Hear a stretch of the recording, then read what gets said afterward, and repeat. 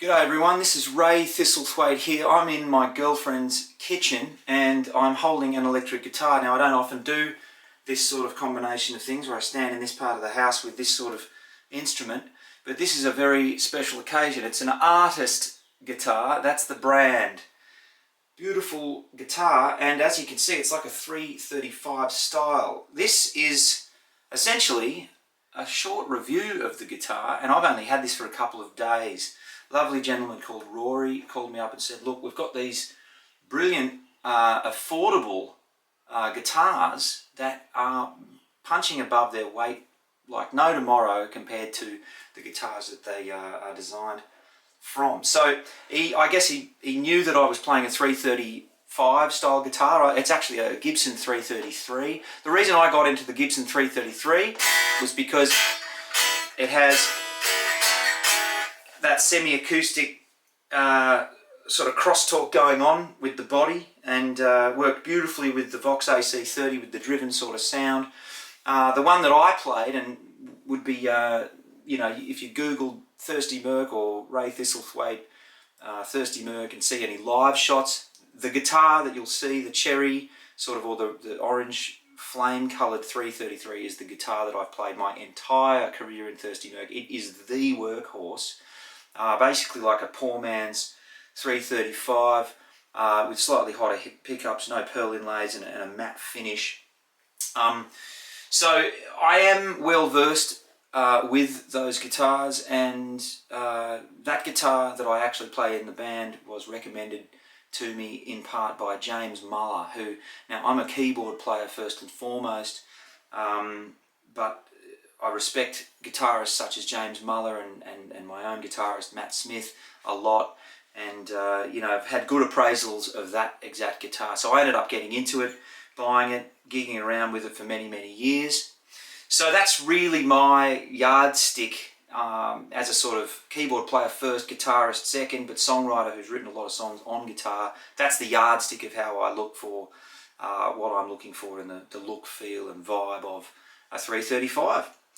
The only other time I played that sort of style guitar was recently when I borrowed Matt's, plays in my band, and also back in the day I borrowed a guitar, I think it was called Heritage Guitars, which was some sort of offshoot employer master builder, people that went into another sort of offshoot company, separate company maybe, but they were builders from Gibson who'd gone to another place and started their own thing. So I did borrow one of those, went to New Zealand on a tour, had a great time, actually gave a shot of my dad. Well, no, I gave a photo of me jumping up in the air with that guitar, a brown guitar it was in New Zealand at some sort of festival that we were playing alongside. Okay, I digress. I'm going to read out some of the specs of this guitar because, you know, as you know, I'm not the guitar aficionado with hardware, and I haven't built guitars myself. All I know is what feels right. This has got it's got locking machine heads, a bone nut, ebony fretboard, modern C neck, which feels very nice to me, by the way, especially when I sort of compare it to the authentic Gibbo that I've been playing for many years. Coil splitting artist bullbucker pickups, roller saddles and a locking tailpiece. So there's some of the sort of hallmarks of what makes a guitar like this for a fraction of the price of what you're going to get if you buy the real deal. I have to say this guitar is the real deal. I haven't even pulled those plastic things off it yet. Everything on it, fit, finish, all of that stuff comes across impeccably. I was speaking to Rory about it a little bit, and he was saying that they've got a good line of communication with the people who build this. They design them, I believe, here in Australia, and they get them built somewhere else. I believe they might be built in China. But he said because we've got a sort of small number of people involved in the chain, unlike a lot of other brands that are really mass produced, these are actually quite, you know, it's quite a small number of people who are kind of talking about the quality control and those sort of components to it. So that sort of does come across to me in the way that this thing feels and plays. Of course, you'd need to hear it plugged in.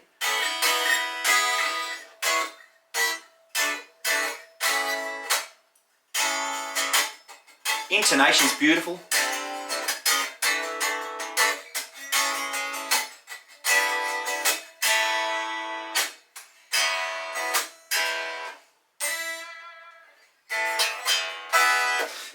it just feels really cool. And as I said, I've played that 333 and some other 335s my whole career, and this thing, it stands up nicely, and it's, you know, we're talking things like those would cost 5 times to 10 times the price if you get a super top level one.